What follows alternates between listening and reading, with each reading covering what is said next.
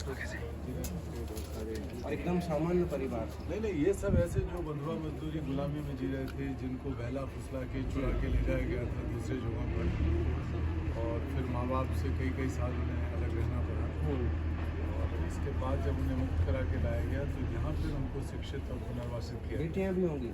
बेटियाँ भी आती हैं, लेकिन दिन के लिए आती हैं। बेटियों का अलग है, 30-40 का, वो दूसरी तरफ है हमारा, सड़क के उस पार, और बच्चों का, बालकों का यहाँ, बालिकाओं का।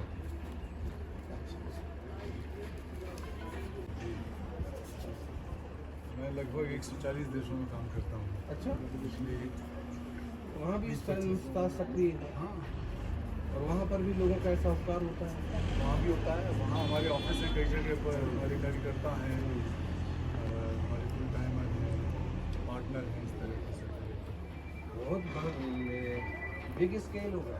हाँ, कैलाश सत्यार्थी दुनिया में बहुत मतलब एक पिछड़े हुए लोगों के लिए, उपेक्षित लोगों के लिए, और क्या बोलेंगे अपन, असहाय, अभी एक तरह से असहाय, एक तरह से वंचित हैं, वंचित, उत्पीड़ित हैं, प्रताड़ित हैं, इसी तरह की। यहाँ कभी कभी मेरा आना हो पाता है, क्योंकि हमने पूछा, हमने ही पूछा था, नहीं पहले किसी ने बताया हमको, थोड़ा थोड़ा याद था कि कैलाश सत्यार्थी इस टाइप के काम करते हैं, तो हमें ख्याल में है, लेकिन हमें ये नहीं मालूम था कि आप कहाँ रहते हैं, कहाँ आए हैं, कहाँ रहेंगे। तो कोई बोला कि महाराज जी यहाँ कैलाश सत्यार्थी जी बहुत बड़ी संस्था। मैंने कहा कौन था, तो भी सारी से पूछा कि अभी कहाँ है, बोले कि यहीं है। मैंने कहा कि फिर उनको अभी बुलाना था प्रातःकाल की सभा में, मंच पर, तो फिर वो नहीं बना। कुछ कार्यक्रम मेरे पहले से थे। एक हमारे कुछ लोग एक मीटिंग के लिए आए थे दुबई से, मुंबई से, हमारी बेटी और कई, सुबह उसमें निकल गया। फिर 2 बजे किसी ने कहा, तो 2 बजे हम लोगों का एक कॉल था। तो एक समूह हम लोगों का नोबेल लॉरिएट्स का है, तो जो नोबेल शांति पुरस्कार वाले हैं वो दुनिया में बहुत कम है। आप है ना, हम तो हैं, लेकिन 12-13 ही हैं पूरे संसार में जो सक्रिय हैं। नहीं, देश का नाम इससे उज्जवल ऊंचा हुआ, देश तो अपना ऊंचा है ही है, लेकिन फिर भी नोबेल पुरस्कार पाने वाला देश में आप जैसा अपने पास में, हाँ, ये तो पास में भी ये सारा हमारा परिवार ही है। सारा परिवार विराटनगर हमारा गांव है, और हम तो जब से यहाँ हैं मान के चलते हैं कि हमारा विशाल परिवार विराटनगर में है। विराट में पूरे जन समुदाय के लोग, विराट परिवार, विराट परिवार। जिस ढंग से आपने काम किया, कभी हम लोग भी सोचते हैं कि साधु सन्यासी जो तप कर रहे हैं वो तो ठीक है, लेकिन जो तप नहीं कर पा रहे हैं उन लोगों को आप जैसी लाइन पकड़ना चाहिए, ताकि वंचित और उपेक्षित और क्षेत्र अलग अलग पकड़े ना। एक बस्तर तरफ चले जाएं, कर्नाटक तरफ चले जाएं, उस बिछड़े हुए क्षेत्रों को, एक एक क्षेत्र को अगर पकड़ लो तो कितने सारे लोगों का उपकार हो। आप लोग संत हैं, ये संदेश आपका अगर पहुँचता है समाज में कि हमारे मन की और हमारे समाज की और हमारी राजनीति की, हमारे व्यापार की जो हिंसा है, हिंसा का स्तर बहुत भीतर से लेके बाहर तक बहुत ग्रेड पर है, बहुत तरह का। तो उसको हम लोग कैसे रोक सकते हैं, इसमें संतों के संदेश और उपदेश बहुत आके हैं। और आप सब इतने तपस्वी हैं, तपस्या का भी अपना एक प्रभाव और प्रकाश है, इसको जितना जैसे हम लोग भी बस्ती बस्ती जाते हैं, कोशिश रहती है लोग अहिंसा, सदाचार और शाकाहार के रास्ते को अपनाएं, और एक तरह से जंगली जीवन है, सर्व त्याग संग वाला। हाँ बिल्कुल, जानता हूँ। सागर में अध्ययन किया, हरि सिंह और विश्वविद्यालय में थोड़ी सी पढ़ाई की, और उसके बाद मुनियों का सानिध्य मिला, सन्मति सागर जी गुरुदेव का सानिध्य मिला, तो तपस्या का रास्ता आपको। बहुत सुंदर। अभी संसार में बहुत जो दिक्कतें हैं, सबसे बड़ी कमी है नैतिकता की और करुणा की, कहते हैं वो बढ़ता जा रहा है हर स्तर पर, और उसको चुनौती देने का काम समाज के सभी वर्गों को करना जरूरी है। अन्यथा दुनिया जिस तरफ जा रही है, एक तो भौतिकवाद इतना गहरा बैठ गया है, सब जबरदस्त जबरदस्त, सब लोग मशीन की तरह बनते जा रहे हैं। आज आप मतलब कल्पना नहीं कर सकते हैं कि ऐसे ऋषि हुए हैं, ऐसे साधु हो सकते हैं, ऐसा ग्रस्त हो सकता है। जैसे आपका जीवन स्तर का लेवल भी बहुत अच्छा है। और हम आगे एक बात यही कह रहे थे कि हमारे गुरु सन्मति सागर जी 10 साल तक केवल छाछ और पानी 48 घंटे में एक बार लेते थे। अच्छा 48 घंटे में जैसे 10 बजे लिया तो लिया, बाकी 2 दिन बाद। अगर हम इस बात को आज कहते हैं तो लोग हम साक्षात थे तो स्वीकार कर लेते हैं। इसी बात को 10 साल बाद कहेंगे तो लोग कहेंगे असंभव, ऐसा हो नहीं सकता। और जो आज जिनका हमने समाधि दिवस मनाया, शिवरात्रि के ही दिन उनकी समाधि हुई थी, अच्छा। आचार्य आदि सागर जी अच्छा। अंकुली का। तो 7 दिन में केवल एक बार भोजन और पानी एक बार ही लेते थे, 7 दिन बाद। हाँ हाँ हाँ। तो इस टाइप की जो अत्यंत तप और त्याग संबंधी बातें हैं, लोगों के लिए तो आश्चर्य हो जाएंगी। जी बड़े बिल्कुल प्लवा। बिल्कुल। लेकिन ये अपने देश की माटी का सौभाग्य है कि इस तरह के लोग, इस तरह के तपस्वी, इस तरह के ग्रस्त है यहाँ।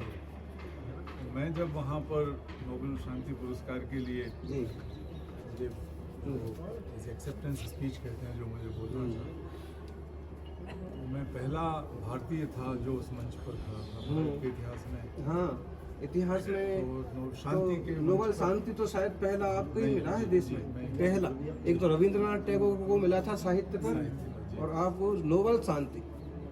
गांधी जी को भी नोबेल शांति नहीं मिला, नहीं मिल पाया क्योंकि उनका स्वर्गवास हो गया था, उनके साथ हत्या हो गई उनकी। दूसरे गांधी आ गए। तो हम लोग जो है, तो मैं वहाँ जब मंच पे बोला तो मैंने कहा मैं उस धरती से आया हूँ जो ऋषियों मुनियों की धरती है, राम कृष्ण की धरती है, जी। महावीर स्वामी की धरती है, बुद्ध की धरती है। तो जो देखेंगे उनको मैंने कहा कि ये मौका है कि जहाँ महात्मा बुद्ध और महावीर स्वामी का नाम भी गुंजायमान हो, क्योंकि 1 अरब लोग संसार के उस भाषण को सुनते हैं जी हाँ, और सारे देश के प्रधानमंत्री, राष्ट्रपति वगैरह सुनते हैं। वो तो स्तरीय, अत्यंत स्तरीय कार्यक्रम। लोगों को समझ में आया कि मुझे भी मन में था कि जिस देश से मैं आया हूँ, जिस धरती से आया हूँ, वहाँ अगर मैं उनको भूल गया महापुरुषों को जिनकी वजह से हम हैं, तो न्याय नहीं होगा। तो मैं उन सबका 4-5 गुरु नानक देव का नाम लिया। मैंने अपनी प्राचीन संस्कृति को पहली फ्रंट में सबसे लाया। पहले मैंने पहली दूसरी लाइन में ये कहा कि मैं उस धरती से आया हूँ। तो लोग जाने कि महावीर स्वामी और महात्मा बुद्ध और गुरु नानक देव कौन थे, क्या थे, दुनिया के लोग। शायद हमने एक आध बार उल्लेख किया संघ में, नहीं तो हमने आपके संबंध में काफ़ी सुन रखा है, पढ़ रखा है। जो काम कर रहे हैं बहुत स्तरीय काम। ये सबकी प्रेरणा है और शायद इस हमारे भारत के डीएनए में कुछ ऐसी चीज़ है कि अगर हम उसको पकड़ पाए तो बहुत बड़ा कर सकते हैं। और संकल्प वैसे की आज बात- विश्व विरासत के लिए बचाने का एक ही रास्ता है, अहिंसा, सदा साफ। बिल्कुल बिल्कुल। तो मैं अपने जीवन में, मेरा परिवार और मैं, तो बच्चे दूसरी पीढ़ी में भी पढ़ लिख गए बहुत ज़्यादा, अमेरिका में पढ़ के आए। हम लोग तो अगर बिस्कुट के अंदर अंडा पड़ जाए तो हमें सुगंध आ जाती है दूर से। अच्छा, हालांकि हम पूछ लेते हैं, कोई अगर झूठ भी बोल दे या धोखे से भी बता दे कि इसके अंदर अंडे, और दूसरी चीज़ों छोड़ दीजिए, वो तो सोच ही नहीं सकते। लेकिन सबको ये लग जाता है कि इसमें अंडा है। अच्छा, आप छोड़ दोगे तो? हाँ, तो वो कहते हैं नहीं साहब, आपके लिए तो हमने बगैर अंडे का प्रबंध किया है। उन्होंने कहा मुझे लग रहा है कि अंडा है। तो अच्छा, शाकाहार विदेशों में भी निभाने में थोड़ी तो तकलीफ आती होगी। कई बार बहुत, अब तो खैर नहीं आती जी। अब तो ज़्यादातर देशों में हम राष्ट्रपतियों के, प्रधानमंत्रियों के अतिथि होते हैं, तो वो सब व्यवस्था सरकारें करती हैं वहाँ की, तो वहाँ वो मुश्किल नहीं है। लेकिन पहले तो निश्चित तौर पे जब मैं इतने देशों में काम करता था तो बहुत भूखे रहना पड़ता था। कोई शाकाहार का अफ्रीका के देशों में, ये जो लैटिन अमेरिकी देश हैं, शाकाहार नहीं जानते वो। अभी भी अब जानने लगे थोड़ा थोड़ा। बड़ी जगहों पे तो जानते हैं, बड़े होटलों में। अब हमारे पास संसाधन भी नहीं थे कि बड़े होटलों में ठहरे और शाकाहार का भोजन करें। तो हम ढूंढते रहते थे कि कहीं पर ये इनके रामकृष्ण परमहंस वालों के, हाँ, विवेकानंद और जी के। विवेकानंद जी के कहीं कहीं थे। और ये हरे राम हरे कृष्ण वालों का जो है, उनके कहीं कहीं जहाँ केंद्र थे वहाँ शुद्ध शाकाहारी भोजन मिलता था। लेकिन वो बहुत मुश्किल था उनको ढूंढ पाना, कर पाना। तो वो बहुत था, क्योंकि अगर हम कहते भी थे उन लोगों से कि हम शाकाहारी हैं, तो वो एक पतीले के अंदर चावल उबल रहे हैं, उसी में कुछ सांप उबल रहा है, सांप के अच्छा। टुकड़े, हाँ कई देशों में तो सांप के टुकड़े काट के खाते हैं, तो उसको अलग कर दिया और चावल हमको दे दिए। तो बोलिए, तो ये तो मुश्किल तो होती रहती है हमेशा। अगर आप इन चीज़ों को करेंगे, शराब नहीं छुएंगे तो लोग सम्मान नहीं करते उतना। अब जरा सा बड़े स्तरों पर तो चलता है तो नहीं, वो तो एक जीवन का हिस्सा है उनके। शाम को अगर शुरू होगी शाम या उसी- पार्टियाँ होंगी, इज्जत अगर हमारी इज्जत के लिए, तो कई लोग तो समझ गए कि अगर इनको बुलाना है और उनको सम्मान करना है तो उस दिन शराब नहीं होगी और मांसाहार नहीं होगा। बहुत अच्छा। तो इसका असर मैंने प्रैक्टिकली संस्कृति को पेश किया। हम और जीवन में जीते हैं, प्रैक्टिस पेश करने की जरूरत ही नहीं है, जैसे हैं वैसे ही। हाँ, जैसे है वैसे, जैसे हम हैं। कुछ करना नहीं पड़ता।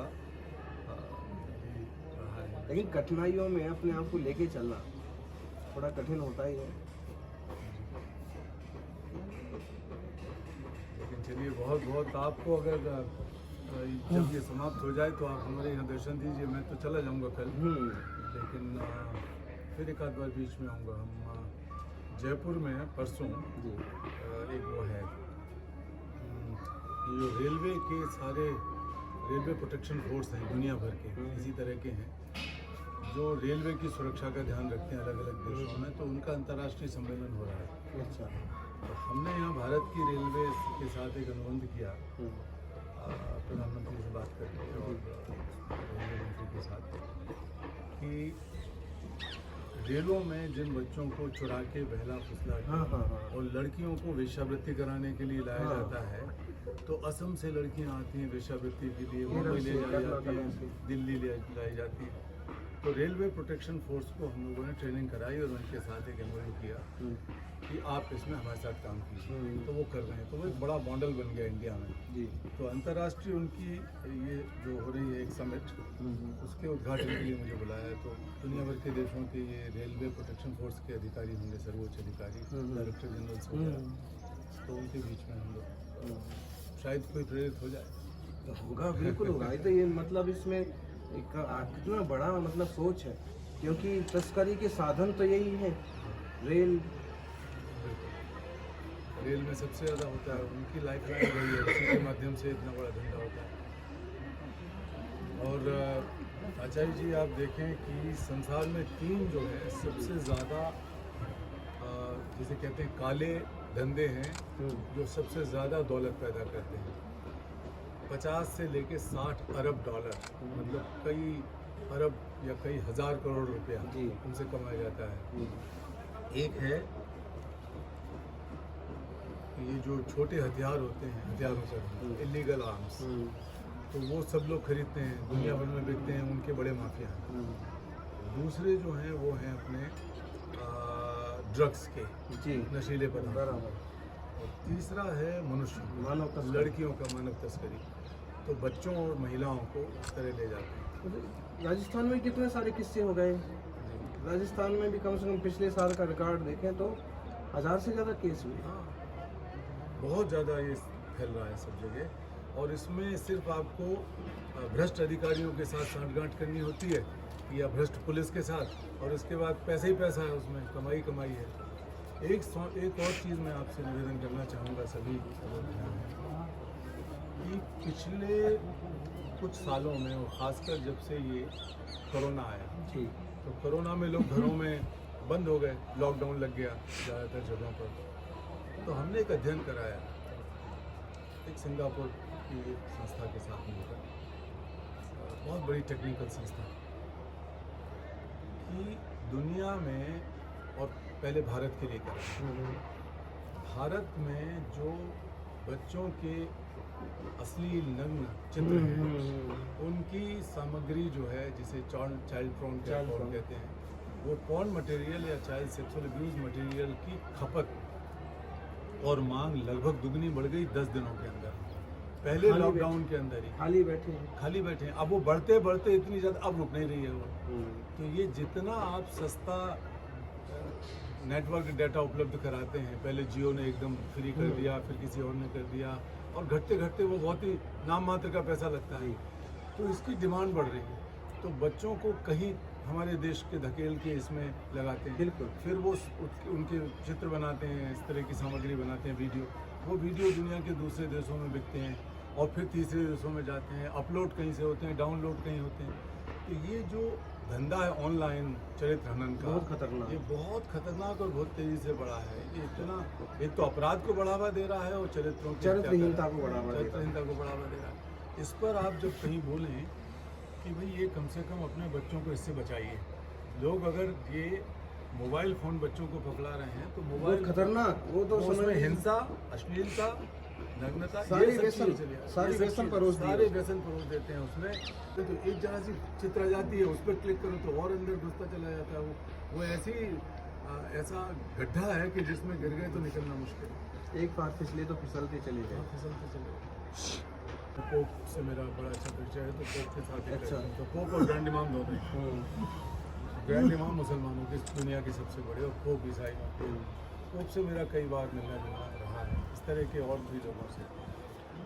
तो हमने उनसे ये बात कही कि एक अंतर्राष्ट्रीय कानून बनवाने के लिए हम जी। और आप मिलकर करते हाँ। हैं। तो पोप ने एक आदमी को लगाया वेटिकन से, एक बहुत बड़े अधिकारी को, जो हमारे साथ मिलकर इस पर काम कर रहे हैं कि हम संयुक्त राष्ट्र संघ से इसे कैसे रुकवाएं, जी। इस इतने बड़े अपराध और बुराई को। हम तो ये सोच रहे थे कि जैसे अब जो इसके मालिक हैं जियो के, उनसे संपर्क करें, लेकिन आप उससे बड़ी बात सोच रहे थे। तो करने की कोशिश कर रहे हैं हम।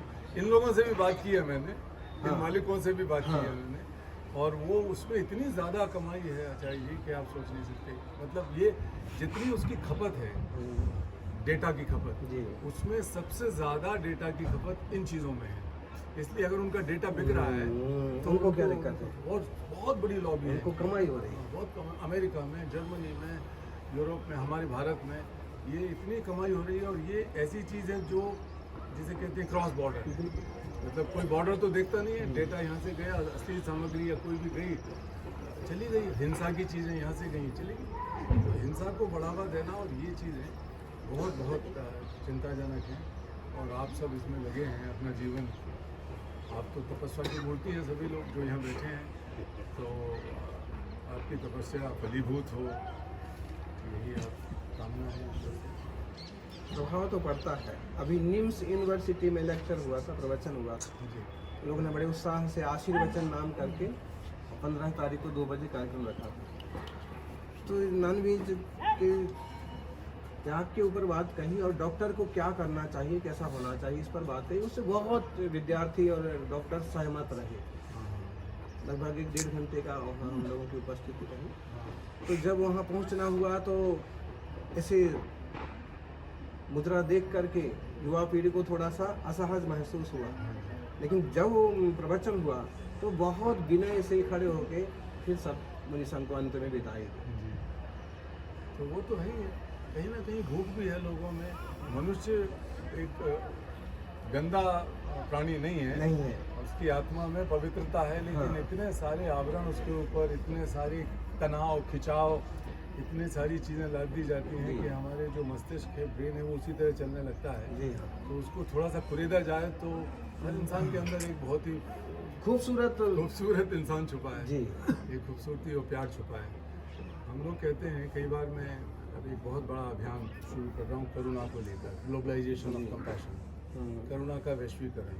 बिल्कुल। तो बाजार का, व्यापार का, सामान का वैश्वीकरण हो गया। चीन का सामान हम खरीद रहे हैं, दुनिया भर का हमारा खरीद रहे हैं, हम दूसरे का खरीद रहे हैं। लेकिन भारत की विचारों का करुणा, कंपैशन, करुणा। जब आप दूसरे के दुख दर्द में साझीदार होते हैं तो वो सहानुभूति है, एम्पैथी जिसे अंग्रेजी में कहते हाँ, हैं। सिंपैथी। लेकिन जब आप दूसरे के दुख दर्द को अपना समझते हो, इसे वैसे ही दूर करने का प्रयत्न करते हैं जैसे अपने दुख दर्द को दूर कर रहे हैं, तो वो करुणा है। धर्म की श्रेणी में जाता है। तो वो धर्म है सबसे ज़्यादा। अगर आपको सही मायनों में धर्म का पालन हमें मैं अपने बारे में सोचता हूँ कि करना है, तो दूसरों के दुख दर्द को अपना समझते हुए वैसा ही दूर करें जैसे हमें मच्छर काटने पे हमारा हाथ चलता है, दिमाग चलता है, आंखें वहीं चली जाती हैं कि पैर में मच्छर काटा, प्रयत्न नहीं करना पड़ता। तो आप तो इसको जी रहे हैं एक तरह से। तो बिना प्रयत्न के हम करते हैं अपने लिए, तो बिना प्रयत्न के दूसरे के लिए करेंगे तो फिर हमारे अंदर वो अहंकार का भाव नहीं रहता है। बराबर। तो वही करुणा है, क्योंकि हम वैसे ही कर रहे हैं जैसा अपने लिए कर रहे हैं। तो हम जैसे अपने ऊपर एहसान नहीं कर रहे तो कुछ और के साथ कर रहे हैं, तो वो भी एहसान नहीं है। अगर जो महावीर साहित्य की ये गाथा है, जी। इच्छसी अप्रणत्तोजम, जे अपने आप के लिए चाहते हो इच्छसी तम परश्चवि, दूसरों के लिए भी तुम वही चाहो। जी जी, मैंने पढ़ा है। तो मैं बहुत हमारे पड़ोस में एक दिगंबर जैन मंदिर विदिशा में विदिशा बहुत में। बड़ा है, हाँ, हाँ। बहुत सुंदर और पुराना। तो मेरे बहुत पारिवारिक संबंध काफ़ी लोगों के साथ थे। वहाँ एक डॉक्टर थे, डॉक्टर जैन, नाम? तो डॉक्टर सतीश जैन। तो अब उनका स्वर्गवास हो गया। उनका बेटा, जैसे अब नेता के रूप में हृदय मोहन जैन भी थे। हृदय मोहन जैन भी हमारे पारिवारिक बड़े। अभी उनका जन्मदिन था तो उनके बेटे ने बहुत। सिंह चौहान भी बताएंगे, शिवराज सिंह शिवराज सिंह तो होता ही कहीं है।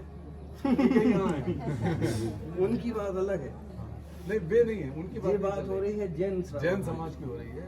तो जैन समाज के भी एक से एक अच्छे लोग बड़े। सबसे पहले हते तखत बन जाए। हाथे। हाँ। ये हमारी भाषा वही है जो सागर की और एक तुरई की और उनका आसपास एक के। प्रसंग है ना तखतमल जैन का, ये मिश्रीलाल गंगवाल का एक प्रसंग है। इंदिरा गांधी ने विदेशी जो अतिथि आए थे उनके लिए मध्य प्रदेश में वो मिश्रीलाल गंगवाल उस समय थे मुख्यमंत्री, तखतमल जैन के बाद। तो उन्होंने नेहरू जी ने कहा कि इनकी आपको व्यवस्था करना है, उनके लिए जो भोजन लगना है वो भोजन देना। मुख्यमंत्री रहने के बाद भी उन्होंने नॉन वेज नहीं दिया।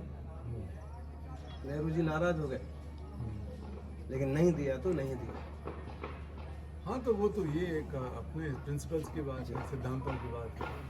तो वो बात आज आप याद कर रहे हैं, हम सब उसको सुन रहे हैं, क्योंकि ये सिद्धांत को उन्होंने पालन किया। और सिद्धांत पालन करने के लिए जितना साहस चाहिए वो बिल्कुल बहुत ज़रूरी है, साहस की बात है। तो चलिए, बहुत सुंदर आपके साथ अच्छा रहा, सभी के दर्शन हुए आपके बहाने। सारे मुनियों के सबको मेरा प्रणाम। ये सभी मुनि काफी मतलब अलग अलग है। गुजरात, ये मध्य प्रदेश के। आप मध्य प्रदेश के हैं? कहाँ से? शिवपुरी के। और थोड़ा दिल्ली की तरफ आते हैं तो हमारे यहाँ से विदिशा से, सागर से होते हुए इनके आसपास से। तो बहुत। आप गुजरात के हैं, आप राजस्थान के, आप महाराष्ट्र के, अच्छा आप दिल्ली के, अच्छा और आप जो है राजस्थान। अच्छा। फिर उनके पीछे है वो राजस्थान और मुंबई, हाँ हाँ दो जगह। और वो राजस्थान के, ये राजस्थान, ये बाकी तो राजस्थान में। वो है बुंदेलखंड के ठेठ। अभी बोलेंगे तो आप बिल्कुल उनको पहचान रहे कितना क्यों बुंदेलखंड में?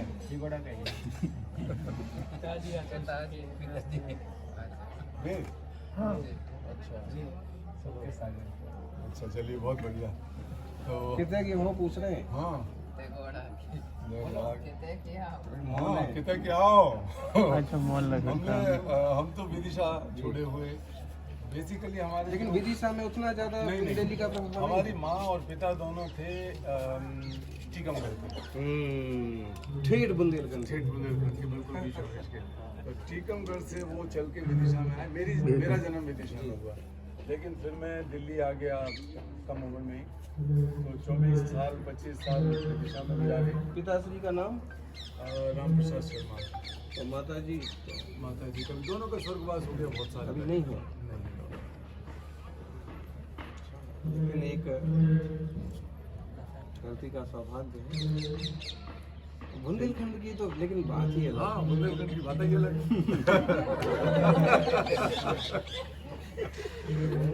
जीवन स्तर, उनकी माने जीवन जीने के माने आम इंसानों में भी वहाँ करुणा है। हाँ, अपन पिछड़ा वर्ग के लोग भी बोलेंगे ना, तो उनमें भी एक तरह का अपनापन, दूसरों से करुणा मिलती है। बोलचाल में भी है, जो अपनापन बोलचाल में है वो कितना ही नहीं मिले। तो हमें हाँ उतना ही मिले। तो ठीक है, बहुत सुंदर। चले हम। आप कब तक हैं यहाँ पर अभी? कल सुबह चले जाएंगे। कल सुबह तो नहीं, दोपहर 10-11 बजे जाएंगे। 10-11 बजे आएंगे। तो एक हमारे और जब मैं यहाँ होता हूँ तो जो हमारे देसी विदेशी लोग हैं वो हम यहाँ का समय दे देते हैं। तो कल वो हमारे एक इंग्लैंड के और एक स्वीडन के 2 लोग सुबह का वो जयपुर आएंगे हवाई जहाज से। तो यहाँ पर आएंगे, भोजन करके फिर मैं दिल्ली चला जाऊँगा। फिर परसों मैं जयपुर आऊँगा। कितना उपलब्ध होंगे आप यहाँ पर? फिर आएंगे आप 5 दिन हैं यहाँ? कितने दिन? 24 तक है। 24 तक हैं। 24 तक। जयपुर से लौटते वक्त शायद मैं आऊँ, तो फिर आपके वैसे दोबारा हम सुबह 8 बजे का समय भी निकाल सकते हैं। कल फिर मुश्किल कल नहीं, जो भी हो आज ऐसा, या फिर दोपहर को 2 बजे। लौट के आते हैं, फिर अगर हम आएंगे तो फिर चलिए। हाँ, सुबह का नहीं हो पाएगा, दिल्ली में हम रहते हैं कालका जी में। दिन रात का अंतर पड़ जाता है मंदिर का यहाँ का। जब उस सुबह हाँ, बाहर जो ये हमारे जो इंटरनेशनल कॉल्स वगैरह है वो सुबह और रात का फर्क होता है, तो सुबह ही सुबह हम कर लेते हैं, क्योंकि फिर वहाँ लेट नाइट हो जाता है लैटिन अमेरिका के देशों में या अमेरिका में। नहीं, लेकिन मुझे सौभाग्य दोबारा मिलेगा, मुझे विश्वास है। आदेश है आपका, आज्ञा है? हाँ, आज्ञा है, ले लीजिए आप। जैन धर्म जानिए पुस्तक है।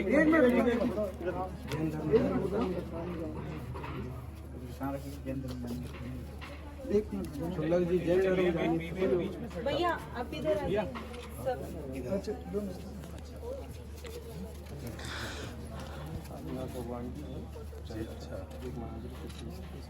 जैन धर्म जानिए पुस्तक देने की जरूरत नहीं, आपको वैसे ही उसका पूरा ज्ञान मिलेगा ये सब।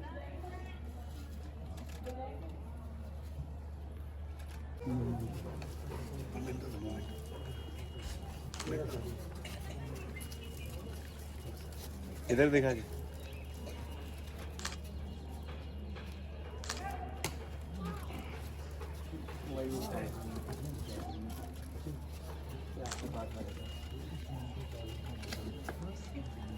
बहुत धन्यवाद, बहुत अच्छा लगा, बहुत सभी को बहुत प्रणाम मेरा। चलते हैं सभी जी।